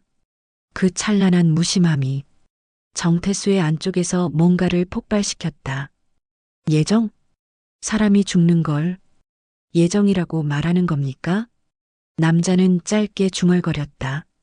사장님, 우린 그분을 여러 번 도우려 했습니다. 하지만 그분은 항상 아이들을 선택했고 그 선택의 결과가 지금의 몸입니다. 정태수는 벽을 치고 싶었다. 그래서 이제 와서 뭘 원하는 겁니까? 문밖 남자는 아주 부드러운 목소리로 말했다. 아이들을 넘기세요. 그 말은 방한 공기를 얼리고도 남을 만큼 잔인하게 차분했다. 정태수의 얼굴이 굳었다. 누구한테요? 아무데나. 그 말은 다음과 같았다. 그 아이들이 어디로 가든 상관없다는 말. 그 순간 정태수의 머릿속에서 하얀 소음이 터졌다. 안 됩니다. 그의 목소리는 낮고 단단했다. 그분이 살아있는 동안엔 그 누구도 이 아이들을 건드리게 두지 않습니다. 문밖 남자가 말했다. 사장님, 그분은 내일이 올지 모릅니다. 정태수는 문에 등을 댔다. 그래도 아직은 살아있습니다. 남자는 마침내 차갑게 결론을 냈다. 좋습니다. 그럼 내일 다시 오겠습니다. 그리고 발자국 소리가 골목 끝으로 사라졌다. 문틈 아래 그림자가 모두 사라지자 아이들의 억눌린 울음이 터져나왔다. 사장님, 우린 어떻게 돼요? 정태수는 아이들 곁으로 돌아와 그들을 끌어안았다. 아이들의 몸은 작았고 작다는 건 이 세상 어떤 풍파에도 너무 쉽게 흔들린다는 뜻이었다. 그는 한 아이의 등을 감싸며 말했다. 걱정하지 마라. 너희는 나랑 있다. 오늘 밤은 내가 지킨다. 그 말은 약속이 아니라 맹세에 가까웠다. 그녀의 숨은 시간이 흐를수록 더 불규칙해졌다. 작고 얇은 숨이 어둠 속에서 끊어졌다 이어졌다를 반복했다. 밤이 깊어질수록 그녀의 생명은 마치 초 끝의 작은 불씨처럼 조금씩 줄어들고 있었다. 정태수는 그녀의 옆에 앉아 한 번도 눈을 떼지 않았다. 아이들은 서로에게 기대어 잠들었지만 잠에서 깰 때마다 울음을 삼키며 그녀를 바라보았다. 창고 바깥은 조용했다. 그러나 그 조용함은 평화가 아니라 폭풍 전의 정적이었다. 정태수는 그 정적 속에서 무언가가 다가오고 있음을 확실히 느꼈다. 오늘 밤은 그녀에게도 아이들에게도 자신에게도 절대 평범하게 끝나지 않을 것이다. 그리고 그는 알았다. 지금 이 순간부터 자신의 역할은 할머니를 돕는 손에서 아이들을 지켜내는 사람으로 바뀌었다는 것을. 밤은 더 깊어졌고 창고 안의 공기는 바람 없이 가라앉아 있었다. 전기 스탠드의 불빛은 마지막 기운으로 흔들렸고 벽면에 비친 아이들의 그림자는 얇게 뜨겁게 떨렸다. 정태수는 한순간도 잠을 자지 못했다. 눈을 감았다 뜨는 사이에라도 그녀의 숨이 끊어질까 두려웠다. 그녀의 호흡은 점점 더 간격이 길어지고 있었다. 숨을 들이마신 뒤 내쉬지 못할까 온몸이 움찔하는 순간이 반복됐다. 어르신. 그는 낮게 불렀다.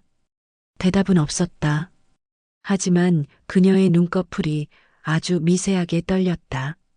여전히 그의 목소리를 듣고 있다는 신호였다.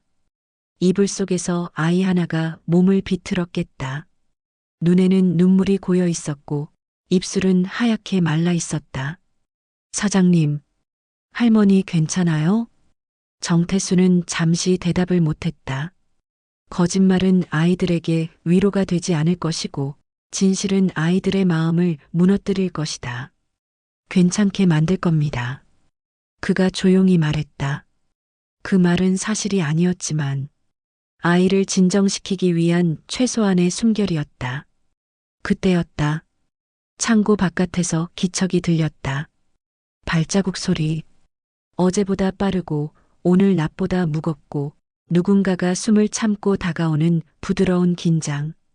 정태수는 본능적으로 몸을 일으켰다. 아이들은 숨을 멈췄고 가장 큰 아이가 조용히 속삭였다. 또 왔어요.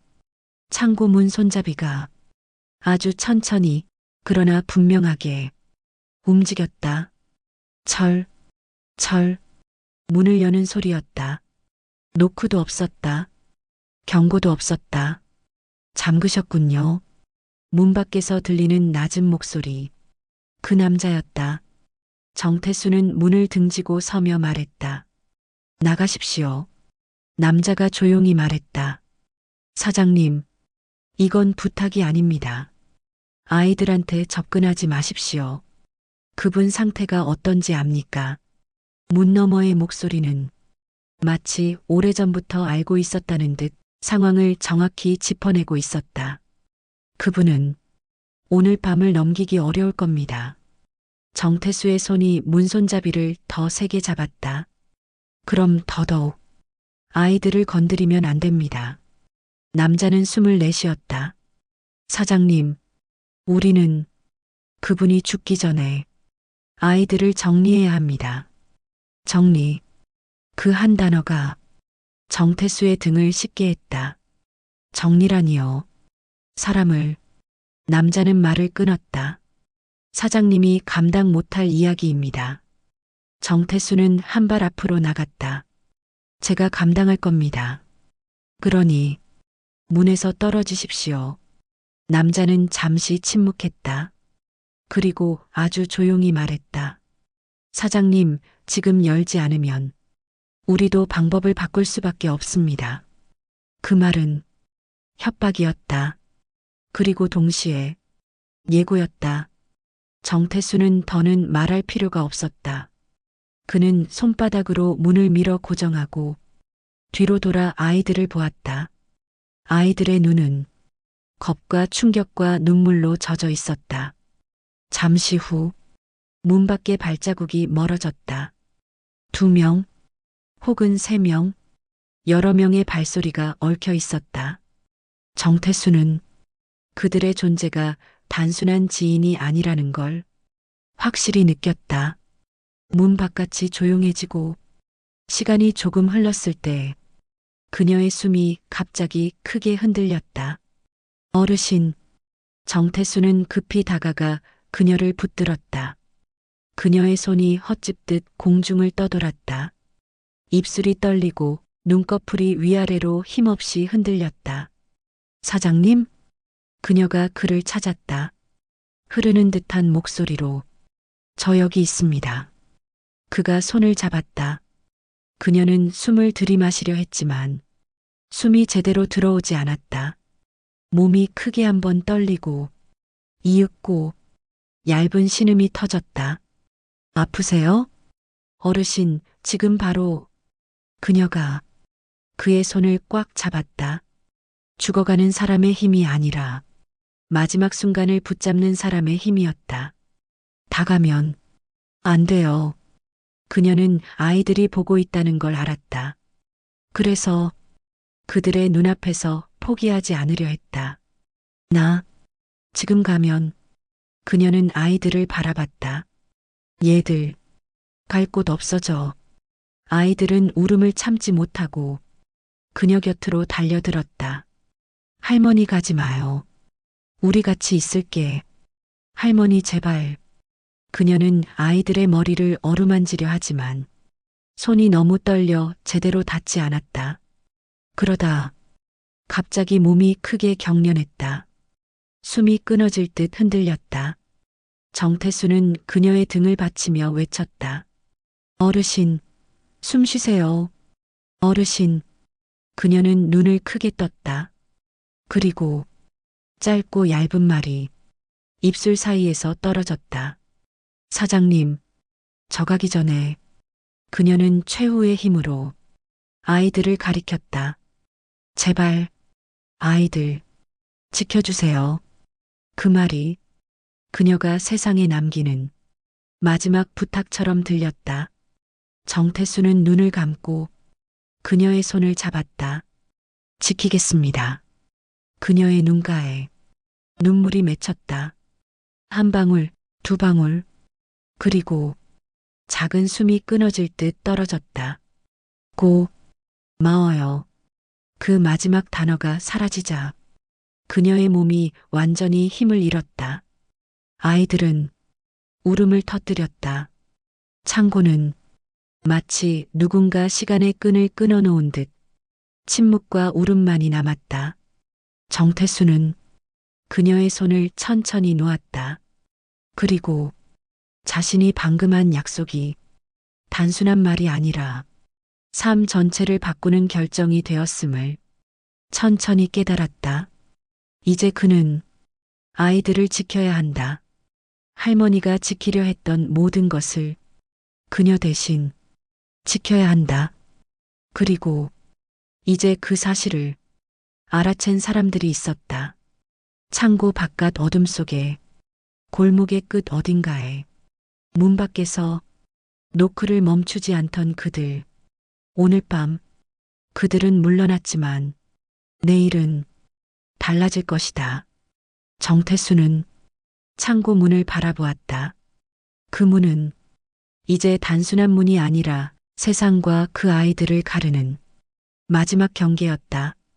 그리고 그는 그 경계 앞에서 사람 하나의 삶이 얼마나 무겁게 바뀌는지를 온몸으로 느꼈다.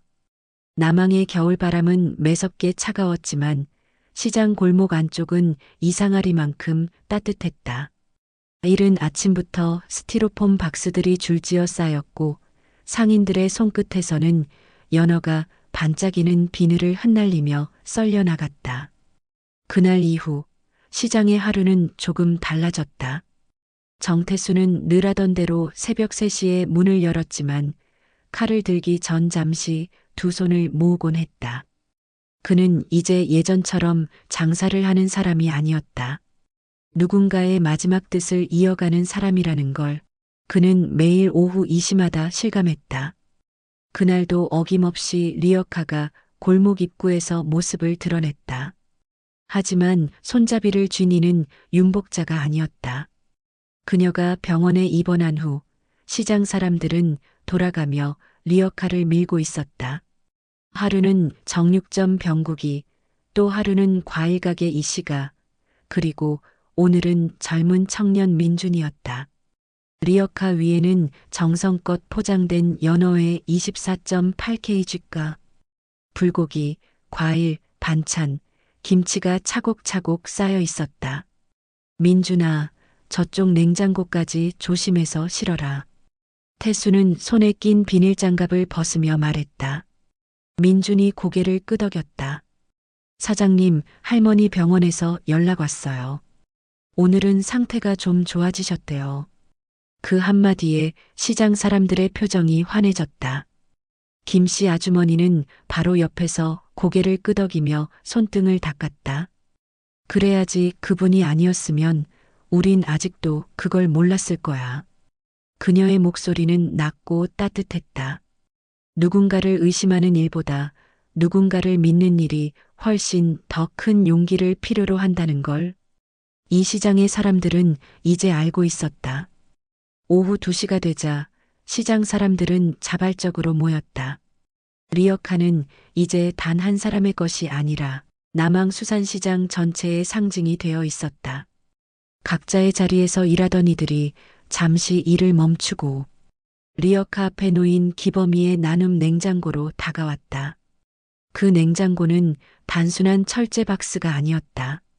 그 안에는 매일 새로 담긴 음식들과 함께 사람들의 기억과 마음이 들어 있었다. 누군가는 새로 연어를 썰었고 누군가는 따뜻한 밥을 싸서 넣었다. 그리고 누군가는 손편지를 한 장 써서 민수야 맛있게 먹어. 엄마가 널 대신에 나눠주고 있단다. 라고 적어 넣었다.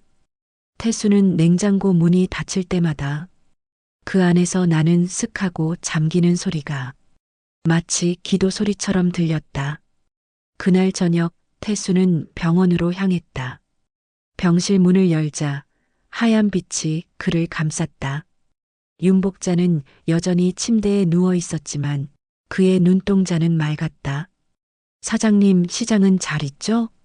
그녀는 천천히 미소를 지었다. 그럼요, 할머니. 이제는 모두가 함께하고 있어요. 태수는 조심스레 봉투를 꺼냈다.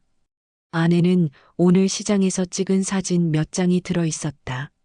리어카 앞에 선 상인들, 웃는 아이들, 그리고 함께 나누는 남항시장이라 새겨진 현판. 윤복자는 그 사진을 한참 동안 바라보다가 손끝으로 문자를 어루만지듯 사진을 쓸었다. 아이고, 우리 기범이가 저걸 봤으면 얼마나 좋아했을까. 그녀는 작게 중얼거렸다. 잠시 후 그녀는 천천히 고개를 돌려 창문을 보았다. 붉은 노을이 병실 창을 스쳤고 그 빛이 그녀의 손등 위로 길게 비쳤다. 그 빛은 따뜻했고 오래 머물렀다. 그녀는 그 빛을 보며 천천히 눈을 감았다. 그 순간 그녀의 입가에는 오래된 미소가 떠올랐다. 이제 진짜 민수를 만날 수 있겠네요. 그 말에 태수의 눈가가 번져왔다. 손끝이 떨렸지만 그는 아무 말도 하지 않았다. 그저 고개를 숙였다. 그날 밤 윤복자는 조용히 세상을 떠났다. 병실에는 은은한 연어 냄새와 소금기 어린 바람이 스며 있었다. 남항의 새벽은 유난히 고요했다. 시장 입구에 네온 간판 불빛이 꺼진 채 회색빛 안개가 낮게 깔려 있었다. 오늘은 윤복자 할머니의 장례식 날이었다. 정태수는 검은 점퍼 위에 흰 장갑을 낀 채 리어카 옆에 조용히 서 있었다. 리어카는 그 어느 때보다도 깨끗했다. 사람들은 그 안에 연어 한 상자, 사과 한 상자, 그리고 흰 국화 한 다발을 실었다. 마치 할머니가 늘 하던 그 배달을 마지막으로 보내주는 듯했다. 사장님, 이제 출발합시다. 민준의 목소리가 낮게 울렸다. 태수는 고개를 끄덕였다. 바퀴가 천천히 굴러가기 시작했다. 차가운 포장마차 철판 사이로 금속이 부딪히는 소리가 희미하게 퍼졌다. 그 소리는 슬픔이라기보다 어디론가 향하는 약속 같았다. 시장 사람들은 각자의 손에 흰 국화를 들고 리어카 뒤를 천천히 걸었다. 수산물 비린내가 아닌 생선살과 소금, 그리고 꽃의 향기가 섞여 있었다. 행렬이 골목을 빠져나가 언덕길로 접어들자 바람이 불었다. 바람은 차가웠지만 이상하게도 눈물 대신 미소가 떠올랐다. 장례식장은 시장 근처의 작은 화장장이었다. 태수는 조문객 명부 옆에 펜을 내려놓으며 손끝으로 할머니의 이름을 한 번 더 따라 적었다. 윤복자, 향년 75세. 그리고 그 아래 작게 남항수산시장 사람들의 어머니. 사진 속의 윤복자는 그때처럼 웃고 있었다. 연어를 포장하며 이건 아이들 거야 하던 그 미소 그대로였다. 그녀의 눈빛은 여전히 따뜻했고 세월의 주름조차 부드럽게 감쌌다. 헌화가 끝나자 태수는 사람들 앞에 섰다. 그는 원래 말이 적은 사람이었다. 칼과 생선으로 평생을 말하던 사람이었다. 하지만 오늘은 칼 대신 마음을 꺼내야 했다. 할머니는 늘 같은 시간에 오셨습니다. 오후 2시, 연어 24.8kg. 하루도 빠짐없이요. 그때는 몰랐어요. 그게 마지막까지 누군가를 먹이는 사랑이었단 걸. 그의 목소리가 떨렸지만 멈추지 않았다. 이제 그 리어카는 우리 모두의 겁니다. 우리가 밀고 우리가 이어가야 할 약속입니다. 시장 사람들은 고개를 숙였다. 누군가는 훌쩍이며 맞아요 하고 중얼거렸다. 그날 이후 기범이의 나눔 냉장고는 시장 한켠에서만 머물지 않았다. 뉴스에 한번 소개되자 근처 학교, 병원, 요양원에서도 같은 냉장고가 하나둘씩 생겨났다. 그 위에는 늘 같은 문장이 붙어 있었다. 오늘의 연어는 내일의 웃음을 남깁니다. 그 문장은 윤복자가 생전에 손수 쓴 글씨였다. 삐뚤삐뚤하지만 힘이 느껴지는 글씨. 그녀의 손끝에서 시작된 온기가 이제는 도시의 여러 구석에 스며들었다. 며칠 뒤 태수는 병원 장례식장 옆 작은 공원으로 갔다. 그곳에 윤복자와 기범의 유골이 함께 안치되어 있었다. 묘비는 크지 않았다. 하지만 그 앞에는 매일 누군가의 도시락이 놓였다. 연어 솥밥 한 줄, 그리고 국 한 그릇. 익명의 손들이 매일 다녀갔다. 그날도 태수는 조용히 앉아 도시락을 꺼냈다. 할머니, 오늘도 시장 잘 돌아갔어요. 민준이가 새로 리어카 바퀴를 갈았고 김씨 아주머니는 냉장고 청소를 맡았어요. 다들 잘하고 있습니다. 그는 잠시 말을 멈추고 봉투 하나를 꺼냈다. 안에는 사진이 들어 있었다. 연어를 나르는 아이들, 웃고 있는 사람들, 그리고 리어카 위에 놓인 흰 국화. 사진 아래에는 작게 적혀 있었다.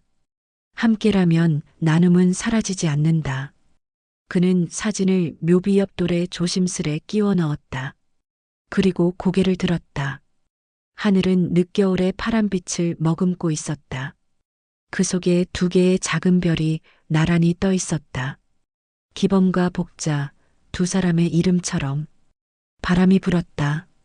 그 바람에 태수의 모자가 살짝 흔들렸다. 그는 고개를 숙이며 속삭였다. 이제 우리가 이어갈게요. 그날 저녁 남항시장의 리어카가 다시 움직였다. 바퀴는 부드럽게 굴렀고 사람들은 그 뒤를 따랐다. 리어카 위엔 새로 썬 연어 24.8kg 그리고 흰 국화 한 송이가 놓여 있었다. 바람이, 웃음이, 그리고 눈물이 섞인 채 남항의 골목을 가득 메웠다. 남항의 봄은 여전히 소금기와 바다 냄새로 시작됐다. 하지만 작년 이맘때와는 전혀 다른 온기가 깃들어 있었다. 시장 입구에는 새 간판이 걸려 있었다. 윤복자 기념관 나눔의 부엌.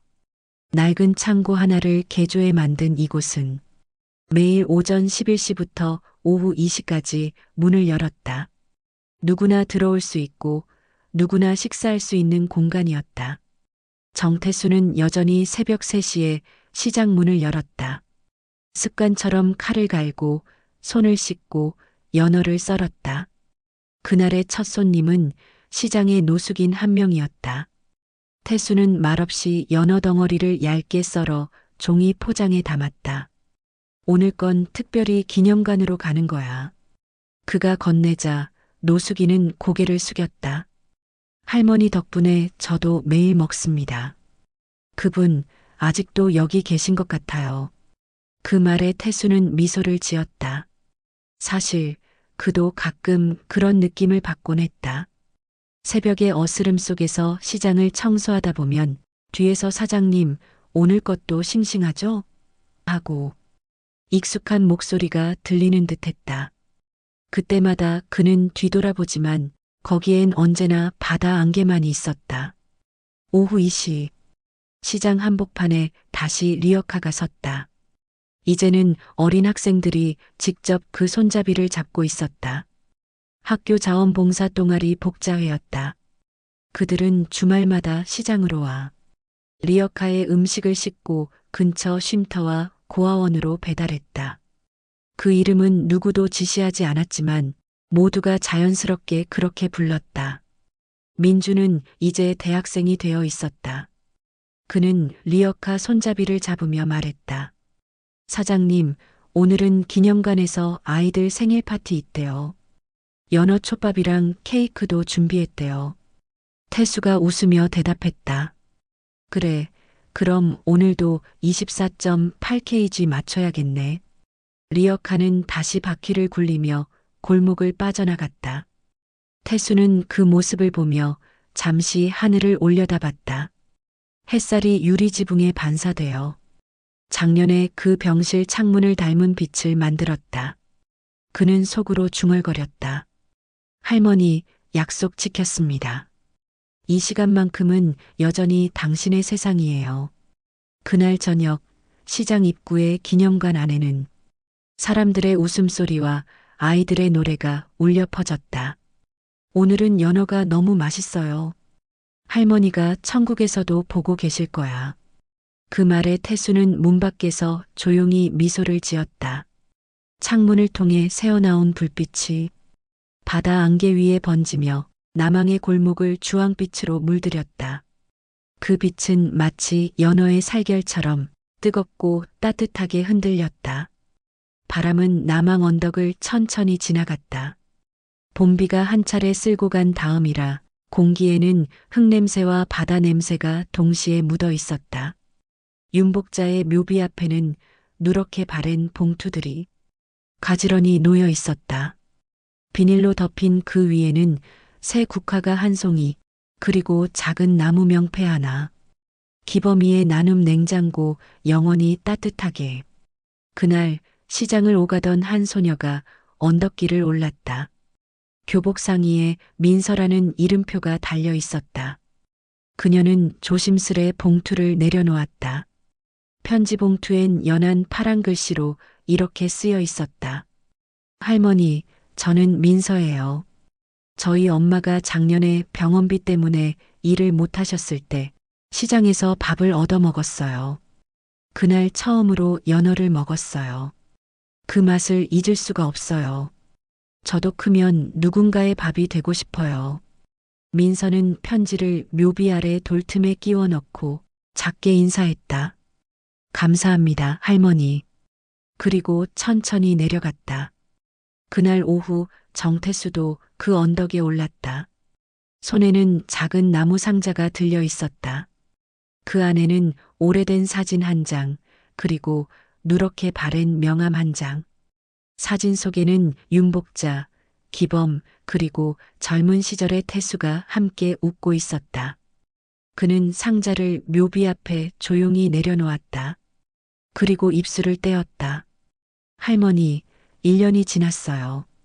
기범이 이름을 딴 장학금도 만들어졌습니다. 복자 장학금.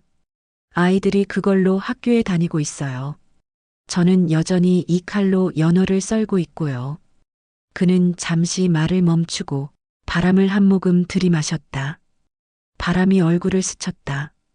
그 안에 짠내와 함께 묘하게 익숙한 향이 섞여 있었다. 소금, 연어, 그리고 복자. 그날 저녁 묘비 앞에는 여러 개의 봉투가 새로 놓였다. 노인의 글씨, 아이의 그림, 젊은 부부의 짧은 메모. 각기 다른 사연들이 하나의 이야기처럼 겹쳐 있었다. 그분 덕분에 다시 가족이 모였습니다. 한 끼의 힘이 이렇게 클 줄 몰랐어요. 이제는 저희가 이어가겠습니다. 바람이 그 편지들을 살짝 넘겼다. 한 장의 종이가 미세하게 들썩이며 소리를 냈다. 그 소리는 마치 누군가가 잘하고 있어요라고 속삭이는 듯했다. 그날 밤 태수는 시장으로 돌아왔다. 기념관 불빛이 여전히 환했다. 창문 너머엔 사람들이 밥을 먹고 웃고 있었다. 그는 문가에 서서 잠시 그 모습을 지켜보다가 조용히 말했다. 할머니, 바람이 편지를 전해드렸습니다. 그의 손에는 또 다른 봉투 하나가 있었다. 안에는 연어 비늘 한 조각이 들어 있었다. 햇빛에 반짝이던 그것은 마치 누군가의 미소처럼 은은히 빛났다. 그는 그것을 냉장고 위 작은 액자 옆에 올려두었다. 그리고 불을 끄며 속삭였다. 이건 영원히 식지 않을 이야기입니다. 바람이 다시 불었다. 시장 입구의 간판이 살짝 흔들렸다. 함께 나누는 남항시장. 그 문구가 밤 공기 속에서 부드럽게 빛났다. 여름의 끝자락, 남항의 하늘은 유난히 맑았다. 골목 끝에서 새바람이 불어왔고 그 바람에 리어카의 천막이 살짝 들렸다. 정태수는 천천히 손잡이를 잡았다. 손에 힘이 잘 들어가지 않았다. 이제는 하루 두 상자만 포장해도 숨이 찼다. 사장님, 오늘도 리어카 같이 끌어요? 뒤에서 누군가가 물었다. 태수가 돌아보자 초등학생쯤 되어 보이는 한 아이가 서 있었다. 하얀 셔츠, 짧은 머리, 팔에는 작은 상처가 있었다. 그는 수줍게 웃었다. 학교에서요, 봉사활동 하라고 해서요. 근데 전 그냥 이 리어카 한번 밀어보고 싶었어요. 태수는 잠시 그 아이를 바라보다가 천천히 리어카 손잡이를 내밀었다. 그럼 한번 해볼래?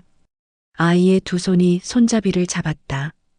작고 약했지만 그 안엔 묘한 힘이 있었다. 리어카 바퀴가 굴러가기 시작했다. 지나가는 사람들은 그 모습을 바라보며 미소를 지었다. 이야, 복자 할머니 리어카다. 오늘은 아이가 끄네. 그 말에 태수는 조용히 웃었다. 그는 잠시 뒤를 돌아봤다. 시장 입구의 기념관, 그 위로 저녁 햇살이 내리쬐고 있었다. 빛은 부드럽게 마치 오래된 추억을 닮은 색으로 번졌다.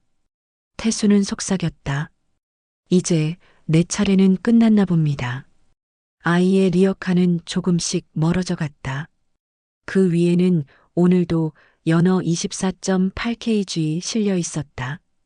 햇빛이 비늘 위를 스칠 때마다 주황빛이 퍼져나갔다. 그 빛은 시장 골목을 따라 흘렀고 사람들의 얼굴에 닿았다. 누군가는 그 빛을 보고 눈을 감았고 누군가는 조용히 손을 모았다. 그리고 바람이 불었다. 리어카 천막이 펄럭이며 하늘 쪽으로 들렸다. 그 아래로 흰 국화 한 송이가 떨어졌다. 누군가가 남겨두고 간 꽃이었다. 꽃잎 하나가 바람에 실려 멀리, 아주 멀리 날아갔다. 정태수는 눈을 감았다. 그의 마음속엔 여전히 한 목소리가 있었다. 사장님, 오늘 것도 싱싱하죠? 그는 천천히 고개를 끄덕였다. 네, 할머니. 오늘 것도 싱싱합니다. 그날 밤 남항 수산시장은 조용했다. 하지만 그 조용함 속엔 수많은 사람의 숨결이 있었다. 리어카의 바퀴 자국이 바닥에 남았고 그 위로 이른 새벽에 햇살이 내려앉았다. 사람들은 그것을 복자의 길이라 불렀다. 매년 그날이면 누군가 그 길 위에 연어 초밥을 올려놓고 간다. 누구도 시키지 않았지만 모두가 알고 있었다. 그건 한 사람의 진심이 남긴 길이라는 것을. 시간은 흘러도 오후 2시의 종소리는 여전히 들린다. 리어카가 출발하는 소리, 칼이 연어를 가르는 소리, 그리고 누군가의 웃음소리. 그 모든 것이 하나의 약속처럼 남아 있었다. 어쩌면 누군가의 하루를 바꾸는 일은 대단한 힘이 아니라 조용히 반복되는 진심일지도 모릅니다. 윤복자의 연어 24.8kg은 단순한 음식이 아니었습니다. 그건 한 세대의 마음이었고 누군가를 다시 일으킨 따뜻한 손이었습니다. 이 이야기를 듣고 계신 당신의 하루에도 그런 손길이 닿기를 바랍니다. 누군가에게 따뜻한 한 끼, 한마디, 한 미소가 되어주는 하루이기려. 이 이야기가 마음에 남았다면 조용히 좋아요를 눌러주세요. 그리고 구독을 통해 다음 이야기도 함께 걸어가 주시면 감사하겠습니다. 당신의 작은 관심 하나가 또 다른 사람의 이야기로 이어집니다. 오늘도 들어주셔서 진심으로 감사합니다.